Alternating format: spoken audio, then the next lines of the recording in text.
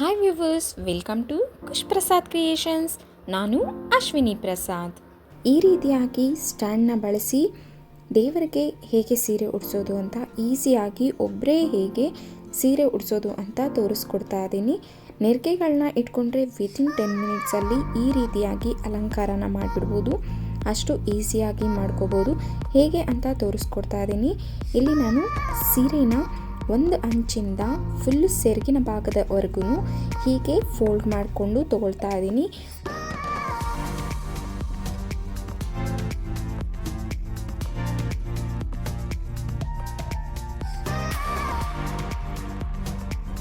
ಈಗ ಸ್ಯಾರಿ ಫೋಲ್ಡಿಂಗ್ ಕಂಪ್ಲೀಟಾಗಿ ಆಗಿದೆ. ಅರ್ಧ ಭಾಗಕ್ಕೆ ಕರೆಕ್ಟಾಗಿ ಫುಲ್ ಸೆರಗಿನವರೆಗೂ ಹೀಗೆ ಕಂಪ್ಲೀಟಾಗಿ ಫೋಲ್ಡ್ ಮಾಡಿ ತೊಗೊಂಡಿದ್ದೀನಿ. ಫೋಲ್ಡಿಂಗ್ ಆದಮೇಲೆ ಇದನ್ನು ಸ್ವಲ್ಪ ದೊಡ್ಡದಾಗಿ ಮಡ್ಚ್ಕೊಳ್ತಾ ಇದ್ದೀನಿ. ಏಕೆಂದರೆ ನಾವು ಫೋಲ್ಡಿಂಗ್ ಮಾಡಿರೋದು ಹಾಳಾಗಬಾರ್ದು ಅಂತ ಹೀಗೆ ಮಡಚಿ ಒಂದು ಸೈಡ್ಗೆ ತೊಗೊಂಡಿದ್ದೀನಿ. ಈಗ ಸೆರಗಿನ ಭಾಗದಲ್ಲಿ ಮಾತ್ರ ಈ ರೀತಿಯಾಗಿ ನೆರಿಗೆಗಳನ್ನ ಹಾಕ್ಕೊಳ್ತಾ ಇದ್ದೀನಿ. ನಮಗೆ ಬಿಂದಿಗೆ ಸೈಜ್ಗೆ ಎಷ್ಟು ಬೇಕೋ ಅಷ್ಟು ಮಾತ್ರ ನೆರಿಗೆಗಳನ್ನ ಹಾಕ್ಕೋಬೇಕು. ಡಬಲ್ ಫೋಲ್ಡಿಂಗ್ ಆಗಿರೋದ್ರಿಂದ ಹೆಚ್ಚು ನೆರಿಗೆಗಳು ಬರೋದಿಲ್ಲ. ಆದ್ದರಿಂದ ನೀವು ಸ್ವಲ್ಪ ಚಿಕ್ಕದಾಗಿ ಹಾಕ್ಕೊಳ್ಳಿ ನೆರಿಗೆನ. ಅಲ್ಲಲ್ಲಿ ಬಟ್ಟೆಗೆ ಹಾಕುವಂತಹ ಕ್ಲಿಪ್ಸ್ನ ಹಾಕ್ತಿದ್ದೀನಿ. ನೀವು ಬೇಕು ಅಂತ ಅಂದರೆ ಸೇಫ್ಟಿ ಪಿನ್ನ ಸಹ ಯೂಸ್ ಮಾಡ್ಬೋದು. ಈ ರೀತಿಯಾಗಿ ನೆರಿಗೆಗಳನ್ನ ಚಿಕ್ಕದಾಗಿ ಹಿಡಿದು ಎಷ್ಟು ಲೆಂತ್ ಬೇಕೋ ಅಷ್ಟು ಲೆಂತ್ಗೆ ನಾವು ಇಲ್ಲಿ ಕ್ಲಿಪ್ಸ್ನ ಹಾಕ್ಕೊಂಡು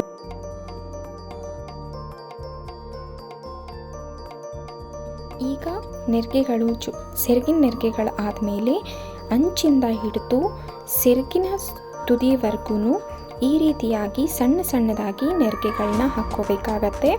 ಅಲ್ಲಲ್ಲಿ ಸ್ವಲ್ಪ ಕ್ಲಿಪ್ಗಳನ್ನ ಹಾಕ್ಕೊಂಡು ನೆರಿಗೆಗಳು ಒಂದು ಚೂರು, ಏಕೆಂದರೆ ಸಿಂಗಲ್ ಫೋಲ್ಡಿಂಗ್ ಆದರೆ ನೀವು ನೆರಿಗೆಗಳನ್ನ ಬೇಗ ಹಿಡಿದು ಬಿಡ್ಬೋದು. ಇಲ್ಲಿ ಸೀರೆನ ಫೋಲ್ಡ್ ಮಾಡಿರೋದ್ರಿಂದ ಸ್ವಲ್ಪ ಥಿಕ್ನೆಸ್ ಅನ್ನೋದು ಬರುತ್ತೆ. ಅದರಿಂದ ನೀವು ನಿಧಾನಕ್ಕೆ ನೆರಿಗೆಗಳನ್ನ ಹೀಗೆ ಹಾಕ್ಕೊಳ್ಬೇಕಾಗತ್ತೆ. ಆಗ ಇದನ್ನು ಜೋಡಿಸ್ಕೊಂಡು ಒಂದೊಂದು ಕ್ಲಿಪ್ನ ಹಾಕ್ಕೊಳ್ಳಿ. ಆಗ ತುಂಬ ಚೆನ್ನಾಗಿ ಬರುತ್ತೆ. ಈಗ ನೋಡಿ, ಸ್ಯಾರಿನ ಸ್ವಲ್ಪ ಪ್ರೆಸ್ ಮಾಡಿದ್ದೆ ಏಕೆಂದರೆ ನೆರಿಗೆಗಳು ಕೂರೋದಕ್ಕೋಸ್ಕರ. ಈಗ ಮೇಲ್ಗಡೆನೂ ಒಂದು ಕ್ಲಿಪ್ಪು, ಕೆಳಗಡೆನೂ ಒಂದು ಕ್ಲಿಪ್ನ ಹಾಕ್ಕೊಂಡಿದ್ದೀನಿ.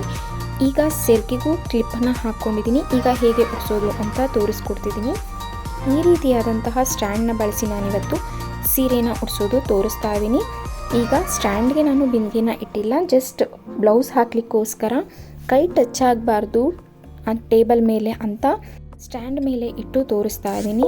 ಬ್ಲೌಸ್ ಪೀಸ್ನ ಚೆನ್ನಾಗಿ ಫೋಲ್ಡ್ ಮಾಡಿಕೊಂಡು ನಂತರ ಮಿಡಲ್ಗೆ ಕರೆಕ್ಟಾಗಿ ಬರೋ ಹಾಗೆ ಫೋಲ್ಡ್ ಮಾಡಿ ಹೀಗೆ ಬಿಂದಿಗೆ ಸುತ್ತು ಕತ್ತಿನ ಭಾಗದವರೆಗೂ ಎಳ್ಕೊಂಡು ಸ್ವಲ್ಪ ಟೈಟ್ ಮಾಡಿಕೊಂಡು ಈಗ ನಾವು ಏನು ಕಡ್ಡಿ ಕಟ್ಟಿದ್ದೀವಿ ಆ ಕಡ್ಡಿ ಮೇಲ್ಗಡೆಯಿಂದ ಈ ರೀತಿಯಾಗಿ ಟೈಟಾಗಿ ಕೈಗಳಿಗೆ ಬಟ್ಟೆನ ಸುತ್ಕೋಬೇಕಾಗತ್ತೆ.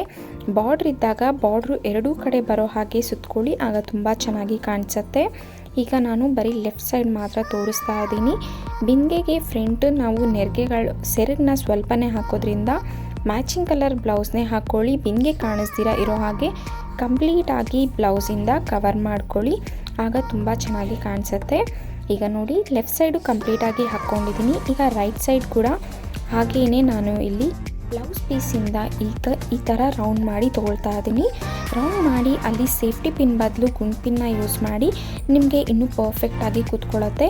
ಈಗ ನೋಡಿ, ಬ್ಲೌಸ್ನ ಕಂಪ್ಲೀಟಾಗಿ ಆಗಿದೆ.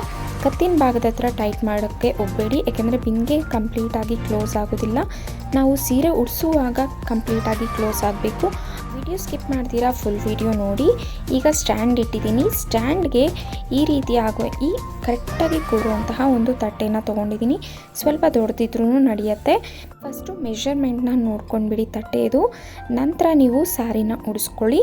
ಈಗ ಈ ಸ್ಟ್ಯಾಂಡ್ ಏನಿತ್ತು, ಈ ಸ್ಟ್ಯಾಂಡ್ಗೆ ಮಧ್ಯದಲ್ಲಿ ಈ ನೆರಿಗೆಗಳನ್ನ ಒಳಗಡೆ ಹಾಕ್ತಾ ಇದ್ದೀನಿ.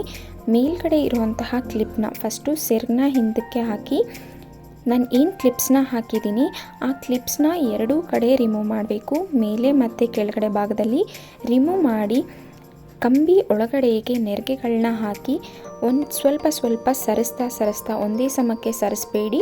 ಸ್ವಲ್ಪನೇ ಸರಿಸ್ತಾ ಈ ನೆರಿಗೆಗಳನ್ನ ಹರಡ್ಕೊಳ್ತಾ ಬರಬೇಕು. ಒಂದ್ರ ಮೇಲೆ ಒಂದು ನೀಟಾಗಿ ಸಣ್ಣದಾಗಿ ಕೂತ್ಕೋಬೇಕು. ಆ ರೀತಿಯಾಗಿ ಜರುಗಿಸ್ಕೊಳ್ತಾ ಬನ್ನಿ.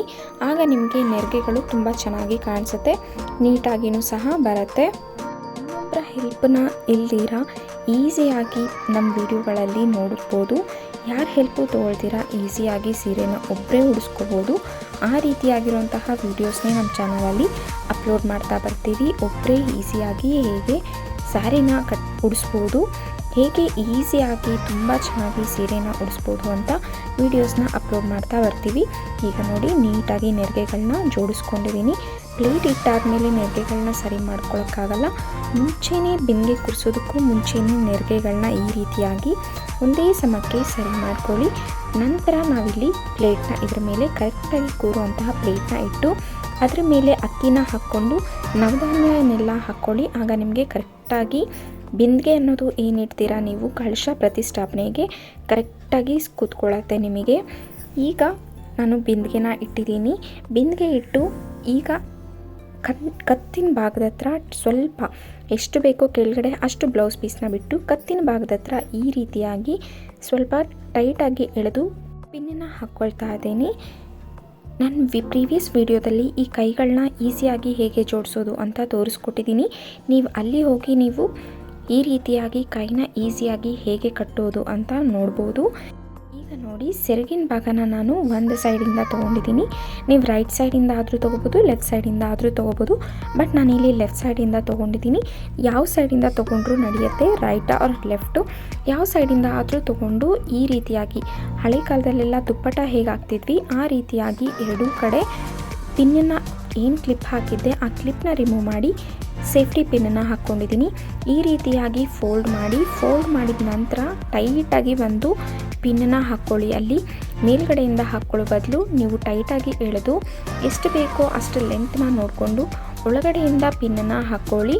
ಆಗ ನಿಮಗೆ ಪಿನ್ ಹಾಕಿರೋದು ಕಾಣಿಸೋದಿಲ್ಲ. ಗುಂಡ್ ಪಿನ್ ಬದಲು ಇಲ್ಲಿ ಸೇಫ್ಟಿ ಪಿನ್ ಯೂಸ್ ಮಾಡಿ. ಇಲ್ಲಿ ನಾನು ಸೇಫ್ಟಿ ಪಿನ್ನ ಇನ್ಸೈಡಿಂದ ಟೈಟಾಗಿ ಹಾಕ್ಕೊಂಡ್ಮೇಲೆ ತೋರಿಸ್ತಿದ್ದೀನಿ ನೋಡಿ, ಪರ್ಫೆಕ್ಟಾಗಿ ಬಂದಿದೆ. ಈಗ ನಾನು ಅಂಚಿನಲ್ಲಿ ಸೆರಗಿನ ತುದಿಯಲ್ಲಿ ಏನು ಪಿನ್ಸ್ ಹಾಕಿದ್ದೆ ಅದನ್ನು ರಿಮೂವ್ ಮಾಡಿ ಅಗ್ಲಕ್ಕೆ ಹೀಗೆ ನೆರಿಗೆಗಳನ್ನ ಅಗ್ಲ ಮಾಡ್ಕೊಳ್ತಾ ಇದ್ದೀನಿ. ಈ ರೀತಿಯಾಗಿ ಎಷ್ಟು ಅಗಲ ಬೇಕೋ ಅಷ್ಟು ಅಗಲನ ಮಾಡಿಕೊಂಡು, ಏಕೆಂದರೆ 4ರಿಂದ 5 ನೆರಿಗೆಗಳ ಅಷ್ಟೇ ಬಂದಿರುತ್ತೆ, ಅದನ್ನು ಸ್ವಲ್ಪ ಅಗಲ ಮಾಡಿಕೊಂಡು ನಂತರ ಅಲ್ಲಿ ಒಂದು ಪಿನ್ನ ಹಾಕ್ಕೊಂಡು ಬ್ಲೌಸ್ಗೆ ಅದನ್ನು ಅಟ್ಯಾಚ್ ಮಾಡ್ಕೊಳ್ತಾ ಇದ್ದೀನಿ. ಸೆರಗು ಕೆಳಗಡೆ ಬೀಳ್ದಿರ ಇರೋ ಹಾಗೆ ಅಲ್ಲಿ ಟೈಟಾಗಿ ಅಟ್ಯಾಚ್ ಮಾಡ್ಕೋಬೇಕು. ಮತ್ತು ಇಲ್ಲಿ ಫಸ್ಟು ರೈಟ್ ಸೈಡ್ ಮಾಡಿದ್ದೆ, ಈಗ ಲೆಫ್ಟ್ ಸೈಡಿಂದ ಪಿನ್ನನ್ನು ರಿಮೂವ್ ಮಾಡಿ ರೈಟ್ ಸೈಡ್ ಹೇಗೆ ನೆರಿಗೆಗಳನ್ನ ಅಗಲ ಮಾಡ್ಕೊಂಡಿದ್ದೆ ಅದೇ ರೀತಿಯಾಗಿ ಇಲ್ಲೂ ಮಾಡ್ತಿದ್ದೀನಿ. ಮೊದಲು ಫಸ್ಟ್ ನೆರಿಗೆ ಏನಿತ್ತು ಅವೆರಡೂ ನೆರಿಗೆಗಳನ್ನ ಇಲ್ಲಿ ಸ್ವಲ್ಪ ಕತ್ತು ಭಾಗದ ಹತ್ರಕ್ಕೆ ಟೈಟಾಗಿ ತಗೊಂಡ್ಬಂದು ಎರಡನ್ನೂ ಜಾಯಿನ್ ಮಾಡಿ ಒಂದು ಗುಂಡಿನನ್ನು ಹಾಕ್ಕೊಂಡಿದ್ದೀನಿ. ಈ ರೀತಿಯಾಗಿ ಅಗಲನ ಮಾಡಿಕೊಂಡು ನಂತರ ಅಲ್ಲಿ ಹಿಂದೆ ಸೀರೆ ಭಾಗನ ಸೆರಗಿಗೆ ಅಂದರೆ ಬ್ಲೌಸ್ ಪೀಸಿಗೆ ಎರಡಕ್ಕೂ ಸೇರಿ ಒಂದು ಪಿನ್ನನ್ನು ಹಾಕ್ಕೊಂಡು ಈ ರೀತಿಯಾಗಿ ಕತ್ತತ್ರ ಇರುವಂತಹ ಎಕ್ಸ್ಟ್ರಾ ಬ್ಲೌಸ್ ಪೀಸ್ ಏನಿತ್ತು ಅದನ್ನೆಲ್ಲ ಟೈಟಾಗಿ ಎಳೆದು ಸೀರೆ ಜೊತೆಗೆ ಪಿನ್ ಮಾಡ್ಕೊಂಡಿದ್ದೀನಿ. ಈಗ ನೋಡಿ ಪರ್ಫೆಕ್ಟಾಗಿ ಕಾಣಿಸ್ತಿದೆ. ಕತ್ತಿನ ಭಾಗದ ಹತ್ರ ಸೆರಗು ಹಾಕಿರೋದು ನೀಟಾಗಿ ಕೂತಿದೆ. ಈಗ ಸ್ಯಾರಿ ಫುಲ್ ಕಂಪ್ಲೀಟ್ ಆಗೋಗಿದೆ. ಈಗ ನೆರಿಗೆಗಳನ್ನ ಸ್ವಲ್ಪ ಜೋಡಿಸ್ಕೊಳ್ಳೋಣ. ಇಷ್ಟೇ ಮೇಲ್ಗಡೆ ಅಲಂಕಾರ ಮಾಡ್ತಿದ್ರು, ಕೆಳಗಡೆಯಿಂದ ನೆರಿಗೆಗಳು ಸ್ವಲ್ಪ ಆ ಕಡೆ ಈ ಕಡೆ ಆಗುತ್ತೆ. ಫೈನಲ್ ಆಗಿ ಮತ್ತೆ ಎಲ್ಲ ಒಡವೆಗಳು ಹಾಕಿದ ಮೇಲೂ ನೆರಿಗೆಗಳನ್ನ ಜೋಡಿಸ್ಕೋಬೇಕಾಗತ್ತೆ. ನಾನಿಲ್ಲಿ ಡಾಟ್ ಕಟ್ಟೋದಕ್ಕೂ ಮುಂಚೆ ಒಂದು ಸಲ ನೆರಿಗೆಗಳನ್ನ ಜೋಡಿಸ್ಕೊಂಡಿದ್ದೆ, ನಂತರನೂ ನಾನಿಲ್ಲಿ ನೆರಿಗೆ ಜೋಡಿಸ್ಕೋತೀನಿ. ಈಗ ದಾರನ ಕಟ್ಕೊಳ್ಳೋದಕ್ಕೂ ಮುಂಚೆ ಟೈಟಾಗಿ ಒಂದು ದಾರನ ಕಟ್ಕೊಳ್ತಾ ಇದ್ದೀನಿ. ನಾವು ದಾರ ಕಟ್ಕೊಳ್ಳುವಾಗ ಬಿಂದಿಗೆ ಹತ್ರ ಜಾರು ಬಿಡತ್ತೆ, ಅದರಿಂದ ಕಂಬಿಗೆ ಸೇರಿಸಿ ಕಟ್ಕೊಳ್ಳಿ. ಕಂಬಿ ಹಿಂದೆ ಟೈಟಾಗಿ ಕಟ್ಕೊಳ್ಳೋದ್ರಿಂದ ನಿಮಗೆ ಗ್ರಿಪ್ ಅನ್ನೋದು ಸಿಗತ್ತೆ, ಟೈಟಾಗಿ ಎಳ್ಕೋಬೋದು, ಬಿಂದಿಗೆಯಿಂದ ಜಾರೋದಿಲ್ಲ. ಅದಕ್ಕೋಸ್ಕರ ಇಲ್ಲಿ ಕಂಬಿಗೆ ಸೇರಿಸಿ ಟೈಟಾಗಿ ಕಟ್ಕೊಂಡು ನಂತರ ಡಾಬ್ನ ಕಟ್ಕೊಳ್ತಾ ಇದ್ದೀನಿ. ಏಕೆಂದರೆ ಬಿಂದಿಗೆ ಕೆಳಗಡೆ ನಾವು ಬಿಂದಿಗೆ ಇಟ್ಟಿಲ್ಲ, ನೀಟಾಗಿ ಕೂರೋದಿಲ್ಲ, ಅದಕ್ಕಾಗಿ ಕಂಬಿ ಹತ್ರ ಕಟ್ಕೊಂಡಿದ್ದೀನಿ. ಈಗ ದೇವರಿಗೆ ಹಾಕುವಂತಹ ಒಡವೆನ ಹಾಕ್ತಾ ಇದ್ದೀನಿ. ನಾವು ಪ್ರೀವಿಯಸ್ ವಿಡಿಯೋದಲ್ಲಿನೇ ಹೇಳಿದ್ದೀನಿ, ನಾವು ದೇವರಿಗೆ ಹಾಕುವಂತಹ ಒಡವೆ ಏನಿದೆ ಅದನ್ನು ಕತ್ತಿನ ಭಾಗದ ಹತ್ರ ಹಾಕೋ ಬದಲು ಶೋಲ್ಡರ್ ಲೆವೆಲಿಂದ ಹಾಕ್ಕೊಳ್ತಾ ಬನ್ನಿ. ಆಗ ಒಂದ್ರ ಮೇಲೆ ಒಂದು ಕೂರೋದಿಲ್ಲ, ಅಗಲವಾಗಿ ಕೂರುತ್ತೆ ಒಡವೆ ಅಂತ. ಈಗ ನೋಡಿ ಶೋಲ್ಡರ್ ಹತ್ರ ಅಂದರೆ ಕಡ್ಡಿ ಏನು ಕಟ್ಟಿದ್ವಿ ಆ ಭಾಗದ ಹತ್ರ ಸೆರಗು ಏನು ಹಾಕಿದ್ದೀವಿ ಆ ಸೆರಗು ಮೇಲ್ಗಡೆ ನಾವು ಪಿನ್ಸ್ ಯೂಸ್ ಮಾಡಿ ಇಲ್ಲ ಗುಂಡ್ ಪಿನ್ಸ್ನ ಯೂಸ್ ಮಾಡಿಕೊಂಡು ಈ ರೀತಿಯಾಗಿ ಹಾರನ ಹಾಕ್ಕೊಳ್ಳಿ. ಆಗ ಈ ರೀತಿ ಕತ್ತಿಗೆ ಕಂಪ್ಲೀಟಾಗಿ ಕಾಣಿಸುತ್ತೆ. ಕತ್ತಿನ ಭಾಗದ ಹತ್ರ ಒಂದ್ರ ಮೇಲೆ ಒಂದು ಕೂರೋದಿಲ್ಲ. ನೀವಿನ್ನೂ ಯಾರಾದರೂ ಫಸ್ಟ್ ಟೈಮ್ ನನ್ನ ಚಾನಲ್ನ ನೋಡ್ತಿದ್ರೆ ಪ್ಲೀಸ್ ಸಬ್ಸ್ಕ್ರೈಬ್ ಮಾಡ್ಕೊಳ್ಳಿ, ಬೆಲ್ ಐಕಾನ್ ಪ್ರೆಸ್ ಮಾಡಿ. ನೆಕ್ಸ್ಟ್ ನಮ್ಮ ಚಾನಲಿಂದ ಏನೇ ವೀಡಿಯೋಸ್ ಅಪ್ಲೋಡ್ ಮಾಡಿದ್ರು ನಿಮಗೆ ಫಸ್ಟ್ ನೋಟಿಫಿಕೇಷನ್ ಬರುತ್ತೆ. Thank you for the all subscribers. ಹಾಗೆ ಈ ವಿಡಿಯೋ ನಿಮಗೆ ಇಷ್ಟ ಆಗಿದ್ದರೆ ಒಂದು ಲೈಕ್ ಬಟನ್ನು ಸಹ ಪ್ರೆಸ್ ಮಾಡಿ. ಈಗ ಕತ್ತತ್ರ ಒಂದು ನೆಕ್ಲೆಸ್ನ ಹಾಕ್ಕೊಳ್ತಾ ಇದ್ದೀನಿ. ನೆಕ್ಲೆಸ್ನೂ ಸಹ ಗುಂಡ್ಪಿನಿಂದ ಹಾಕ್ಕೊಂಡಿದ್ದೀನಿ. ಈಗ ಒಂದು ಮುಖವಾಡ ಇಟ್ಟು ಕಿರೀಟ ಇಟ್ಟು ಪ್ರತಿಯೊಂದು ಅಲಂಕಾರ ಮಾಡಿಕೊಂಡು ನಾನಿಲ್ಲಿ ಕೈ ಮಧ್ಯ ಇಲ್ಲಿ ಜಡೆನ ಹಾಕ್ಕೊಳ್ತಾ ಇದ್ದೀನಿ. ಜಡೆನ ಕತ್ತಿನ ಹಿಂದೆ ಭಾಗಕ್ಕೆ ತೊಗೊಂಡೋಗಿ ಆಗ ತಲೆಯಿಂದನೇ ಬಂದಿರೋ ಹಾಗೆ ಕಾಣಿಸುತ್ತೆ. ನಾವು ಪಕ್ಕದಲ್ಲಿ ಇಟ್ಟುಬಿಟ್ರೆ ಅದು ತಲೆಯಿಂದ ಬಂದಿರೋ ಹಾಗೆ ಕಾಣಿಸೋದಿಲ್ಲ.